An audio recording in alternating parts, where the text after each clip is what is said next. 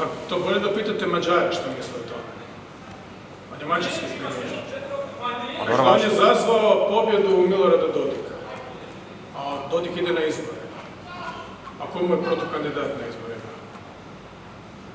Dodik. U Bosni i Hercegovini, odnosno Republici Srpskoj. Ljudi koji su desniji od njega.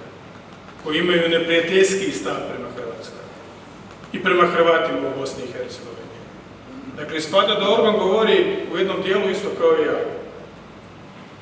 A gledajte, nije ljubimac niti neprijatelj. Ali možda postoji razlog zašto je 4 puta za redno dobio izbore. Jer ima nešto u glavi. A da ćemo se slagati u svemu nećemo.